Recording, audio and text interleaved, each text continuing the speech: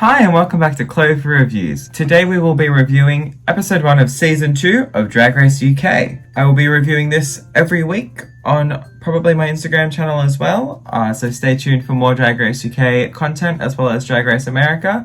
I can't believe RuPaul did this to me and made me have to do 2 looks every week, I swear to God. Okay, let's get into workroom entrances. I did not do a Meet the Queens video for this. I can't remember what the Meet the Queens was. So it's kind of a fresh start. First up is Lawrence Chaney. In whatever the hell this is.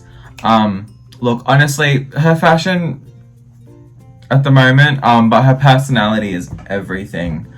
Her look isn't bad, but it's just a little bit of white noise, to be honest. Also, her nose contour is ashy, and she's like gotten the tip down here underneath her nose. And now that I've said that, you'll never unsee it, and neither will I. Honestly, it's fine. I'll give her a pass. She seems like a lot of fun. Lawrence Chaney, as we like to say. Cherry Valentine walks in and almost loses her headpiece. She looks fierce though. She looks really stunning. And I cannot get over her laugh. It's so infectious. Every time she laughs, I laugh. She's pure. I love her. I want to see more, I guess, of Cherry Valentine. And hopefully not her losing her headpiece. Tia Coffee looks a bit awkward, to be honest. She's really giving off like an awkward vibe. Like she doesn't really know what she's doing in here, I guess. I don't know if that's the right way to describe it. But she does say she's here to entertain, so I guess we'll see. Bimini Bomb Boulash looks like a total bimbo. Also, I love saying her name. It's so fun. And she just seems like a wild ride. Like, I don't think this look was as good as it could have been. The nude illusion was not nude. We clocked it. And her makeup was a bit like, who knows what's going on. But it isn't to say that I do not want to see more of her. Only if it's just to keep saying her name in these reviews, because Bimini Bomb Boulash just rolls off the tongue like a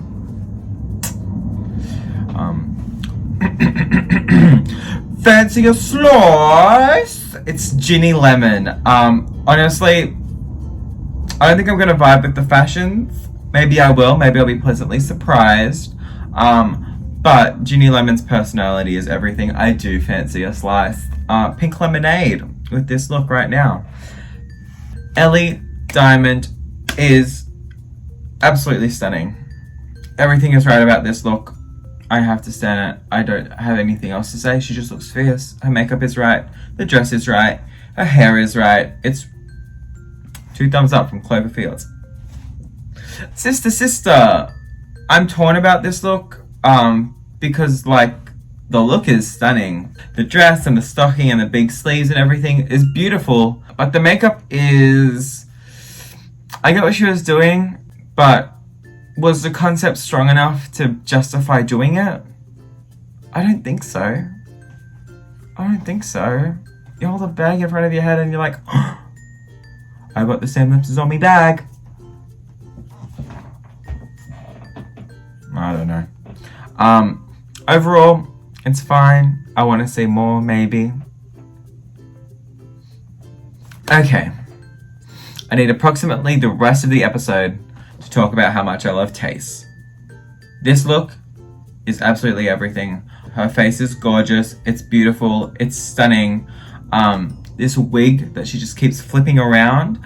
I die for it. This is officially a Tace stan account. Get into it. Thanks for coming to my channel. Joe Black looks stunning. The old glamour paint seems to be her style, I guess. And she works it incredibly well, even though she's painting like a 70-year-old when she's 30. I don't know. She looks older than she should be. Also, I love her demure dark lady voice, I guess. It really is just the whole fantasy. And I'm here for it. Veronica Green is kind of just here. I simply cannot put my finger on what she's going to be like because I got none of a read of her. I don't understand. I don't have anything. She's a super fan of all of the girls so far, which is really cute. but also a little bit shady because nobody else knows her. I guess we'll have to wait and see what she's up to, what she does. Because, yeah, I don't know what she's gonna bring. Estina Mandala is, look, I love her vibe. I love her confessionals. I love the confidence. I think she's great. But this outfit does not deserve that I would like it to be. She's got a lot of bravado. This outfit does not say, I have got a lot of bravado. It says very little, in fact. Ahura, she looks I have mixed feelings because I don't care for the look, but her mug and her hair is gorgeous. Apparently she has a reputation though, which I guess will be interesting going into the rest of the season, because apparently she's kind of a bitch. And who doesn't love a bit of a bitch, honestly? The first mini challenge is a tennis-themed photo shoot, Wimbledon, which is where I got my outfit inspiration for this week. We're going to, I don't have a racket, but we're going to tennis. Biggest brush I could find on the go. I'm not going to go over every look because then I will be putting like 4 looks into this video and I'd rather die. But the highlights for me are Tace, because she's stunning and gorgeous and she's a highlight all the time. Bimini, only because her outfit is just ridiculous. It's so extra for like a tennis themed photo shoot. Rue even calls her out. She's like, just something subtle, and I love something subtle. And Lawrence Chaney, because she is ridiculous. Ultimately, Lawrence wins the mini challenge, but I think it's because RuPaul couldn't stop laughing, and honestly, neither could I. She's ridiculous. The bitch is funny. Alrighty, I'm skipping through it. The Maxi Challenge is a runway challenge with 2 categories. The first is a UK gay icon, where the queens pay tribute to a queer person or an ally from the UK. And then the second look is a hometown look. Why are you the queen of your hometown? Before we get there though, we do see a few things. The first being Lawrence Chaney struggling with her confidence out of drag, which is understandable, because drag really kind of does make you feel untouchable a little bit, and sometimes taking it off is a bit of a reality check. But we all live in the same world, girl. I don't know. We also see Tace and Estina drum up a little bit of drama because they're both doing Naomi Campbell for their gay icon runway. But then they get into the discourse of like, Naomi was one of the only visibly black queer allies for a lot of their lives. And like, honestly, it makes sense that they're both doing Naomi. She's a powerhouse of a woman, and she's been an ally to queer people for most of her career, I assume. And she's just an icon from the UK, really. Like, what's not to love? Naomi is just iconic, and I'm excited to see what both of them do. And just like that, we're onto the runway. It's a quick review episode from me tonight, darlings. Alrighty, the first category, gay icon. Up first we have Joe Black, who is giving David Bowie. I'm not fully living for it. It doesn't help that Bowie is low-key a little bit cancelled at the moment. You know, pedophilia and things. But he is iconic, and I have to give credit where credit is due. David Bowie is an iconic queer person from the UK. Honestly, this look probably just isn't my favourite. It's fine. I kind of see Bowie, not fully the Bowie that I know, but I'm not like a Bowie super fan. So if it's a reference that I don't get, which I think it is, then I think she did fine. It does, like, it gets the message across that she's Bowie. Estina Mandala literally looks like Naomi Campbell. Her walk is a little slow. It's not giving it to me like a Naomi walk should. But the look is fierce. It's a fierce recreation of one of the looks she's worn on, I assume, a runway. I don't know which one. But it is stunning and gorgeous. And she is stunning and gorgeous. And I live for Estina. Ginny Lemon as Kate Bush is so good. Wuthering Heights realness, really. It is absolutely chaotic and beautiful, and I love it. I love it. I'm surprised I'm saying I love something that is fashionable that Ginny Lemon has done. But here we are, first episode. She's proved me wrong. Tia Coffee is Alan Turing, apparently. I don't know. I don't really know who he is. Apparently, he's like a code breaker, which is why she's got ones and zeros on the coat, but it doesn't even read on the stage. Honestly, at least the suit is fitted nicely. That's about all I can ask for at this point. Bimini Bon Boulash is Princess Julia, and like, I have no idea who Princess Julia is, but this is kind of a vibe. It's kind of a vibe. The look is cool. Did she like really serve it? I don't know. I wouldn't say so, but she looks good, and it's there. Lawrence Cheney is serving Diana Rigg, and it's pretty on point for like the reference photos. I'm literally going off reference photos from the episode. Like, I don't know who the fuck any of these UK icons are. I'm not from the UK. But here we are. I know some of them, let's be real. I know some of them. I don't know all of them. Overall, Lawrence Cheney is a solid look. I don't really know who Diana Rigg is. Apparently she's in the Avengers. Did not watch the Avengers that closely. But she looks good. She looks good, girl. You look good. Cherry Valentine honestly looks gorgeous. Mustache and all. Honestly, I love her huge hair. And it's probably my favorite part of the look is that gigantic hair. But, like, everything she's got on works perfectly. Even the rhinestone goddamn vacuum cleaner. Go off, girl. Veronica Green is serving chameleon. She's serving Boy George. It's very gay. It's very good. Yeah, sure. I'll give it a thumbs up. Ahura looks interesting. Look, there are parts of this outfit that I like, and there are parts that I don't. The mishmash of tartan, perfect, on point, very Vivienne Westwood of her to do. The bright green bustier in the middle, no idea what that's about. I searched Vivienne Westwood green, and there was a green dress that some lady wore on a red carpet, and I'm like, really? You're gonna do that? Okay. Also, her makeup is like a lot, I guess. I don't know. Look, I don't know why she went all Salvador Dali on her face for this look, but go off. Give us everything. I don't really want everything. It lacks a little bit of cohesion for me, I think is what I'm trying to say. Sister is moseying down the runway as Dusty Springfield. I don't really know who Dusty Springfield is, but I kind of hope she's dead just because of the lack of energy that this runway gave her. And like there was a joke in that somewhere, but I literally don't know. The outfit was cute though. I do like it. The big hair and the little dress. It just didn't have any impact. Ellie Diamond is supposed to be serving Lily Savage. And what a vibe. I love this little like outfit she's got going on. The dress, the big hair. If Ellie Diamond wears big hair for the rest of the season, I'll be happy because she looks beautiful in it. It looks a bit basic, but I think she's the character. And everything is done right, so I have to give credit where credit is due. Tace as Naomi is finally giving me a proper Naomi walk. She's got the attitude. She's fierce.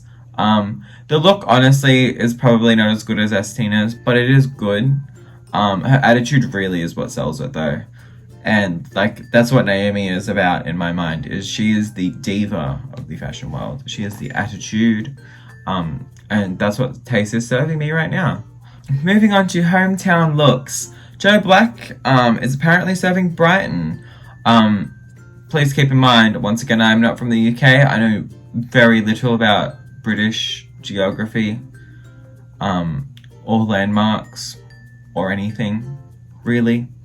But this is apparently referencing the Brighton Pavilion. I have seen it thrown around on the internet.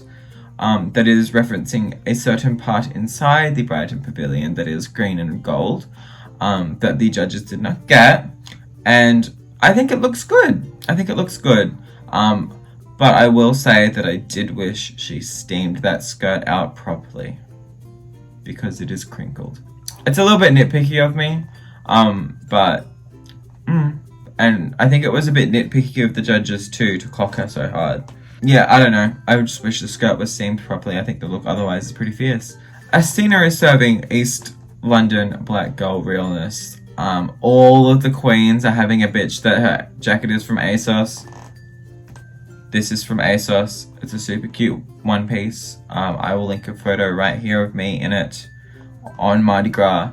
Honestly, I'm just here to say you can find really cute looks on ASOS, and that shouldn't discourage anyone from serving it. If it is meant to be served, serve it. Honest to God. Honestly, I'm living for Estina in this exact moment of time. She is a baddie. Ginny Lemon's look is really fun. I'm just gonna say it. That is all I can say. It is a way to serve Worcester. Worcestershire? Worcester? I think it's Worcester. Worcestershire? I don't know how to say it. I literally don't know what it is. Is it Worcestershire? I think I'm just gonna go with Worcestershire. What a way to serve where she's from. Because it's funky and fresh. Tia's look is inspired by Robin Hood, and it's pretty good, honestly. It's a little bit drab for my, like for a drag look. But her bow is nice and big, which is a critique for later, keep that in mind. And overall it's fine. I think her presentation is just like a little bit awkward, but I think that is just what Tia does. Look, it's not bad, but it's not my favorite. Bimini Bomb Boulash is serving soccer fan realness. I have to live. I stand it so hard. The fact that her tracking tape is showing in the back is a bit unfortunate, but like, it's a fierce tuck. Can you clock it? I can't clock it. Not like her tennis look. Overall, honestly, I do vibe with this look, and it definitely stands out. Lawrence Cheney looks gorgeous. This whole look is very stunning. Although I wish some of the glass pieces, or like what was meant to be like stained glass pieces on her dress were the same like as this fabric right here. Shout out canned fruit. It was the same as like a little hat, like that clear plastic, because it would have given like just that little bit extra. But it is still a fierce look, and I live for it. I think she did really well. Especially considering I did not like her fashion as she walked into the door. I think she has changed my mind at least a little bit about her. Veronica Green is actually quite fierce in this look, I have to say. Which is a nice change of pace from everything else she served. I might do this. And like for someone who has been giving me awkward mum throughout most of this, it is dramatic in that it takes up like the entire runway she's walking down at. We have to stand. We have to give her credit for that one. That's pretty gorge. Ahura is also serving Robin Hood. There are things about this look that I like, and there are things that I don't. The things that I do like are the green tones. I think they're gorgeous. I love a bit of glitter. I'm glad she's making it a bit draggy. But that bow is tiny. I don't really like the hair as much. And yeah, I don't know. I kind of like Tia's a little bit more, I think. I think Tia's got the Robin Hood persona over better than Ahura's. Not to say that Ahura's look is bad, but I think Tia did it just a little bit better. Although this is very much draggier. Sister Sister is serving Liverpool Scouse realness. This look is actually hilarious. I think it's fantastic. And it's fashionable. The sleeper is really cute and it's like rhinestone to hell. It's covering all the bases. She has personality. I'm so glad. I'm here for Sister Sister in this look. I think it's great. Ellie Diamond is giving full Dennis the Menace realness. And I'm here for it. The latex is actually gorgeous, the like PVC fabric that she used, and it fits her perfectly. And the fact that she made it herself really is just like the icing on the cake to what is a fantastic showing on her first episode of Drag Race UK. Honestly, for 21, she's really polished, and it's great to see. I can't relate, but I like to see it. Yeah, I'm here for her. Tace is the Welsh dragon bitch. This is super fierce. I love it so much. I don't have a single bad thing to say about it. I'm just gonna sit here and be like, thank you, Tace. Because that look is stunning. Personally, my favourites were Estina and Tace. Lawrence Cheney is also up there, and Ellie Diamond. I think those four are my top four, so Tace, Estina, Lawrence, and Ellie. Did I not talk about Cherry Valentine? Please cut this in between Lawrence Chaney and Veronica Green. Cherry Valentine's look is honestly one of my favorites as well. Now that I've thought about it for a second. Cherry's look, stunning, gorgeous. The steampunk fantasy of it all is just like everything. Her makeup is gorgeous for like not SFX, I guess, but like for what is considered like a little bit more campy and not traditionally glamorous. They're like splatters of ash, like the smoke on her face. Maybe this is also a Cherry Valentine's Stan account. So saying that, my favorites this week were Tace, Estina, Cherry, Lawrence, and Ellie. I think those are my top 5, with my top 2 probably being, or top 3. My top 3 probably being Estina, Tace, and Cherry. I think Cherry was a bit underrated, to be honest with you. I think she really served. But the winner for this week's challenge is Estina Mandela, which honestly gives me hope for if I ever get on Drag Race, because you know that I will be bringing a lot of ASOS garmentry. No, she was fierce, and I think she totally deserved the win. I think both of her looks she really served properly. And she knew what she was serving, and she just got onto the stage and did it. It was fierce. It was a fierce night for Estina Mandela, and she deserves the win. On the other side of the coin, though, we have Joe Black and Bimini Bon Boulash in the bottom 2. I think it makes sense. I think there was anyone that was quite as weak as the two of them. In that Joe's was good, but could have been a little bit more polished. And I don't think it was like... I don't want to agree with the judges when they say it was overthought. I don't think it was overthought, but I think that it was a bit too referential. I think sometimes you just have to go with the obvious a little bit, and just sometimes the obvious just works better.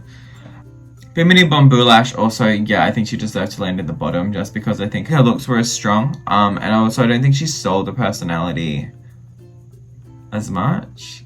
I don't know. But I do think she deserved to be in the bottom. I think she had more missteps than Sister Sister, who was in the bottom 3. And that kind of just lands her in the bottom 2. In saying that, I don't really want to see either of them go home.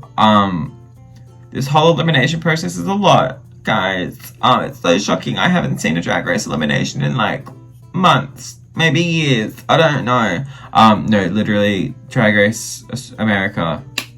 Chop chop. Get to cutting people off. But yeah, no, the fact that I haven't seen a Drag Race elimination in like 3 weeks before this was like, okay, we're buckled in. Put the seatbelt on. Let's go. The girls have to lip sync to Relax by Frankie Goes to Hollywood, which really, like, we're kicking off Drag Race UK with another weird lip sync song. Who?